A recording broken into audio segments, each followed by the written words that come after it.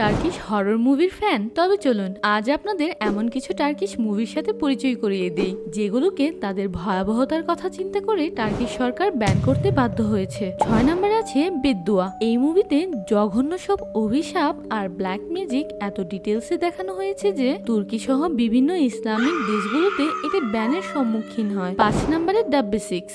এই মুভির জিনের আক্রমণ এবং রিয়ালিস্টিক এক্সোরসিজম এতটাই ডিস্টার্বিং ছিল যে দর্শকের মেন্টাল ট্রমা তৈরি হওয়ার আশঙ্কায় এটি বিভিন্ন জায়গায় রেস্ট্রিক্টেড করা হয়। 4 নম্বরে আছে হরর মাস্টারপিস ফ্র্যাঞ্চাইজি সিচিন 3 এবং 6।